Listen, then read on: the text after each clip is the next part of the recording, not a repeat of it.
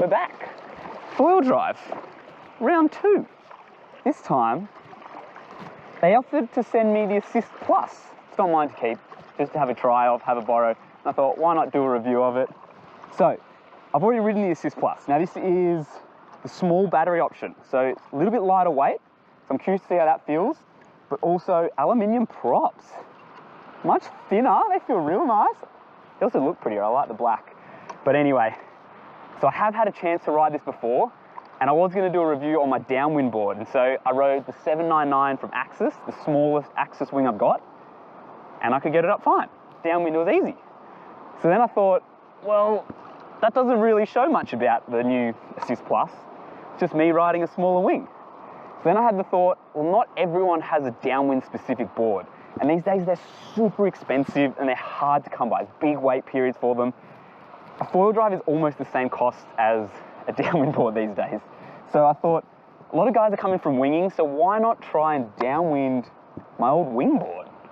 See if the four-wheel drive can allow me to use the one board for the 2 different options. So it's only a 4.2 wingboard. It's tiny, it's probably about 75 litres. I'm 68 kilos, so it's positively buoyant, but I will slowly start to sink it. So look, thought that was a better way to test it out.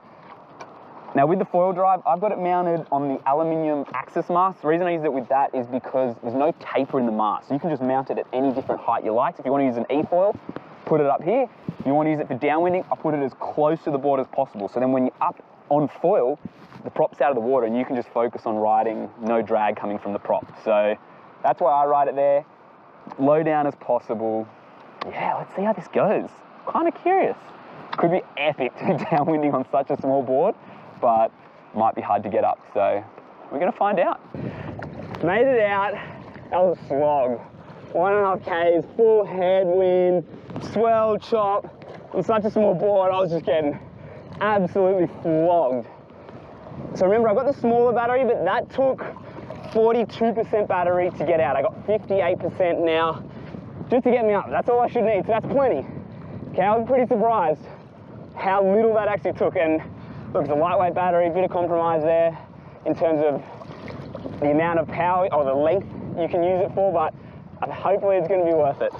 Alrighty, pretty nervous about paddling this one up. It's a tiny board. It was unstable just laying on or even to sit on now. So let's go. It's only one way to find out. Rip the band-aid off. Let's do it.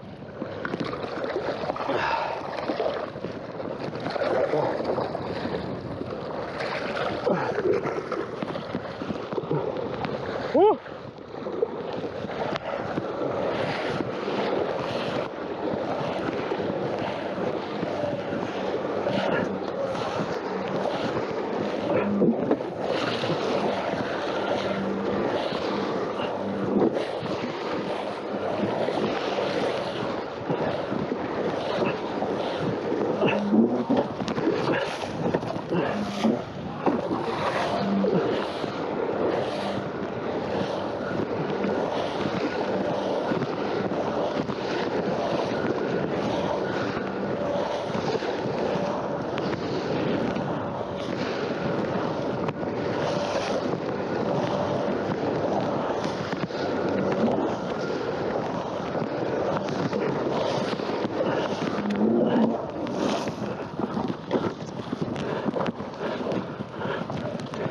Oh, we're up, we're going.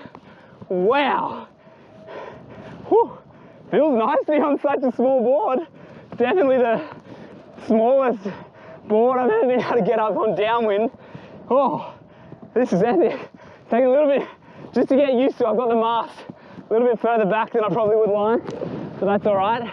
Now, like I said at the beginning, I have already downwinded on this new Assist Plus on my regular setup. And there's a couple of things I noticed that I really like.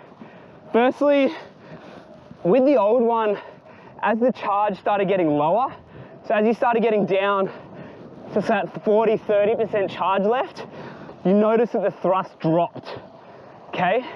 With this one, doesn't seem to be the case. You get down to 10%, feels like you've still got the same amount of thrust as you did when you were back up at, 60, 70%. So that's heaps better, especially when you're downwinding.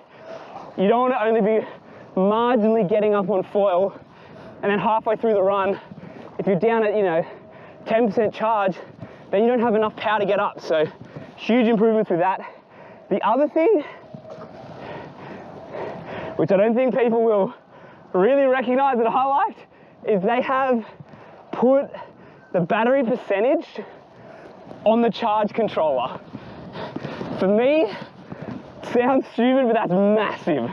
When you're a couple Ks offshore downwinding, the last thing that you want to do is get off your board, swim around the back, and find out what the battery percentage is.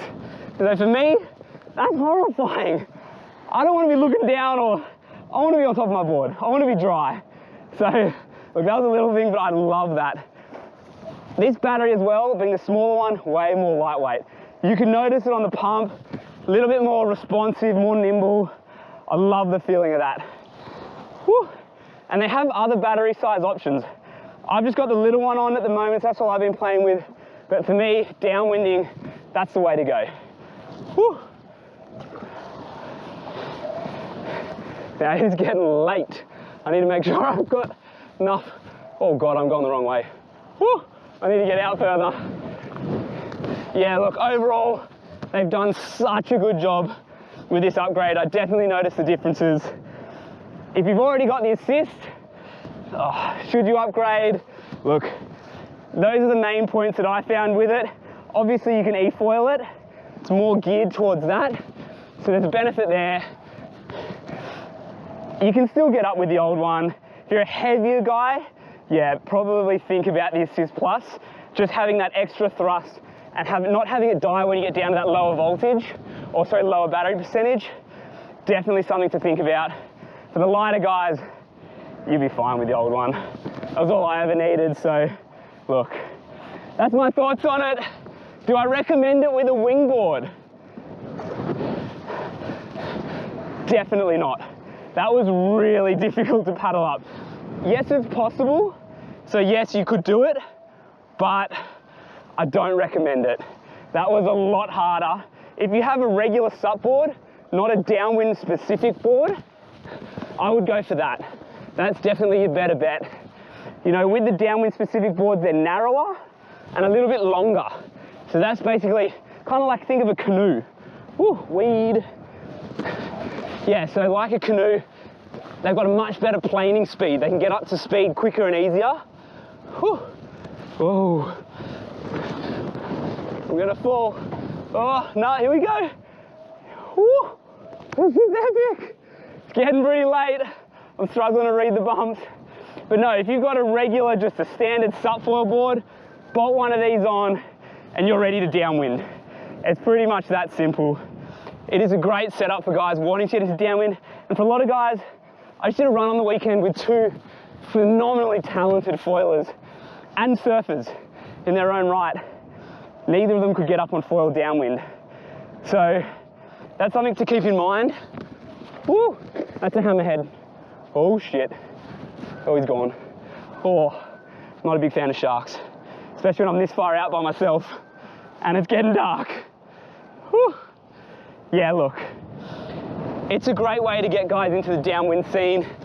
It is, for me, downwinding's, that's the epitome of foiling. It's what I love doing. It's the only thing that I've found that even comes close to replacing getting barreled on a surfboard. So, look, make your own decision about it, but there's a lot of positives with the foil drive. Have a listen to my previous review on it if you haven't. Kind of goes through more the basics of it, what I found with the foil drive. So yeah. Oh no.